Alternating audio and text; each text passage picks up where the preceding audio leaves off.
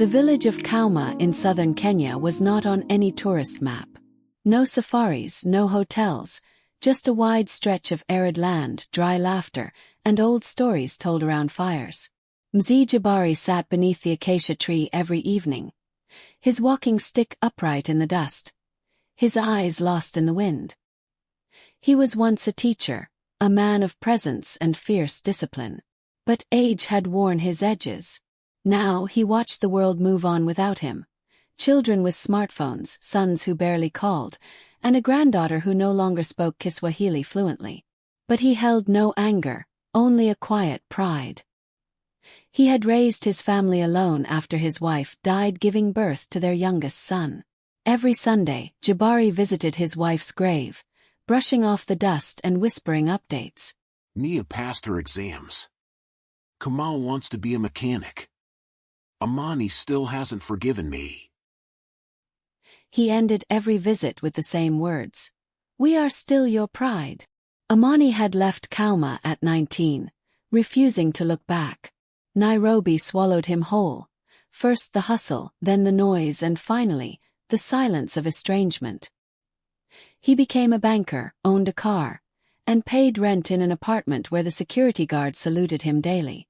But he didn't smile much. His daughter Nia reminded him of everything he had tried to forget. His mother's laughter, the smell of wood smoke, the sound of cows coming home in the evening. She asked questions he didn't want to answer. Why don't we visit Grandpa? Why don't you ever talk about home? One day she came home with an assignment. Write about your family's history. Amani told her to Google something. But later that night, after she had gone to sleep, he pulled out an old photo from the back of a drawer. It was a worn picture of a young man standing beside a blackboard, holding a stick, eyes blazing. His father. They arrived in Kauma in dusty silence. The road was worse than Amani remembered, but the village was still the same. Goats wandering freely, the smell of smoke and maize, children yelling names he used to answer to. Jabari didn't smile when he saw them. Age had made his eyes foggy, but not unseeing. You're still thin, he said to Amani. You're still stubborn. Amani replied. It wasn't reconciliation, but it was a beginning. Nia followed her grandfather around like a shadow, fascinated by his stories, real ones. How he walked 10 kilometers to teach, how he raised 4 children after burying his wife, how he made his own ink when the school ran out. That night, she wrote her assignment beside the firelight. My grandfather is the lion of our pride. Not because he is loud, but because he watches, remembers, and never leaves. The sun was dropping low behind the Ngeleka hills, casting a gold-washed glow over the land. The wind carried the faint sounds of a distant funeral drum, not for anyone they knew, but in places like Kauma, you always felt the grief of strangers. Jabari sat on his usual wooden stool, one leg of it uneven, rocking slightly as he stared out toward the horizon. His gnarled fingers traced the curve of his walking stick, slow, methodical, like a ritual. Nia found him there, barefoot, wearing one of his old khaki shirts faded from years of sun and sweat. She sat beside him, hugging her knees, unsure if she was allowed to speak. After several long minutes, he finally said, almost as if to himself, You see that hill? That's where I buried your grandmother. With my own hands. No priest, no crowd. Just me and my brother, a shovel, and her wedding cloth. Nia looked up, startled. He had never mentioned her before in more than a name. I couldn't afford a coffin. The bus that hit her didn't even stop. Your father was 6. Too small to understand, but old enough to feel that something had gone missing forever. He paused, swallowed something hard. I remember the night after the burial. Your father cried until his breath caught in his chest. Like he'd drown in it. And I. His voice cracked like a dry twig. I told him to stop. Slapped him. Hard. Told him boys don't cry. Even though I cried like a madman when no one was looking. Nia blinked. The silence after his confession was too wide, like a canyon. He continued, quieter now, like he was trying not to wake something old. After that, he never cried again. Never showed anger, or sadness, or anything. Just distance. That was my doing. I raised him like a lion, but forgot that even lions bleed. She reached over and held his hand. It trembled under her small fingers. Why didn't you tell him you were sorry? She asked. He chuckled dryly. Because I thought being a father meant never admitting weakness. I thought, if I said I was wrong, everything I built would collapse. But I was wrong. The real weakness was silence. Later that night, Nia told her father what his grandfather had said. She expected a bitter response. Instead, Amani sat down in the old hut, leaned against the mud wall, and just stared at the roof, watching a gecko crawl upside down. Then, slowly, deliberately, he got up and walked out into the moonlight, where his father still sat. They said nothing for a full minute. Then another. Amani broke the silence. I cried that night, but not because of the slap. Because I realized you didn't know how to hold grief. And I didn't know how to carry it alone. Jabari looked up, stunned. His son's voice wasn't angry. It wasn't accusing. It was just tired. I should have said sorry. You just did. Amani replied. For the first time in over 30 years, father and son embraced. Stiff at first, like two stones rubbing together. But then it melted. Quiet sobs. No witnesses but the wind and the stars. Nia watched from the doorway. And in that moment, she understood what it really meant to belong to a pride.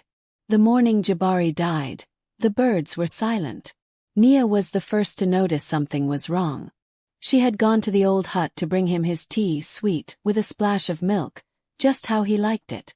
The mug trembled in her hand when she saw him still in bed, unmoving. His breathing already faded into the earth. The cup slipped from her grasp. It didn't shatter. It simply thudded against the dirt floor, spilling its warmth like a goodbye. The village prepared as if for war. Women stirred large pots, men fetched firewood, cousins and kin arrived from Nairobi, Mombasa, Eldoret. Everyone who ever passed through Kauma knew Mzee Jabari. Even those he had scolded as schoolchildren came to say farewell. Some feared him. Most respected him. Amani stood beside his father's body as elders wrapped it in white cloth. His eyes stayed dry, but his shoulders sagged under the weight of 1,000 unsaid words now silenced forever. The chief approached him. He told me once that he feared dying forgotten. Amani stared at the old man. He wasn't. He never will be. They buried Jabari near the acacia tree where he used to sit. The same one where he taught Nia about the hills, the wind, and the way lions move without being seen. The priest spoke, but the village listened to Amani.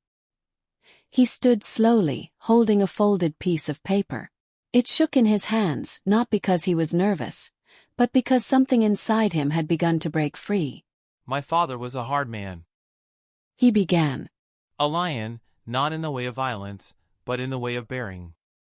He carried things most men would collapse under: hunger, grief, war, solitude, and never once did he ask for pity. He paused. There were years we didn't speak. Years I thought I hated him. But what I really hated was how much of him I saw in myself. Gasps and murmurs passed through the crowd.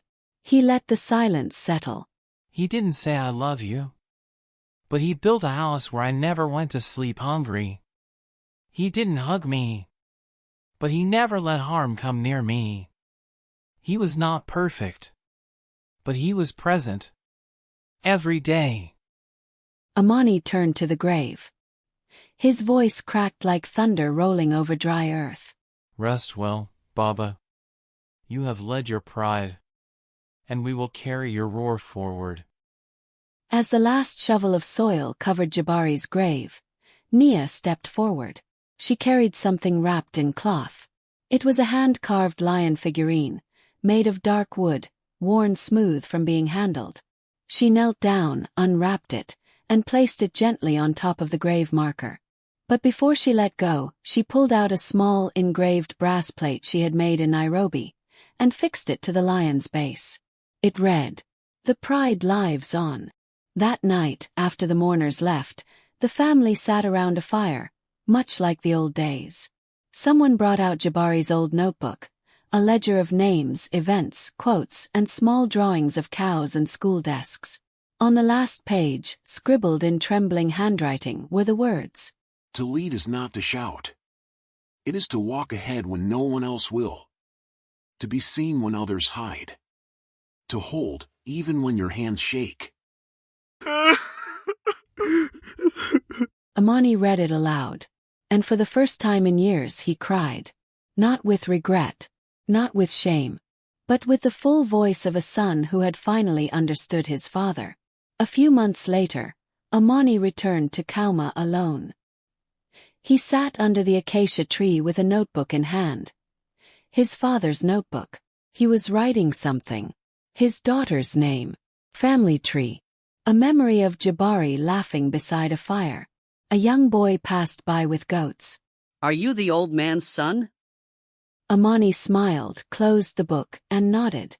Yes. I am his roar.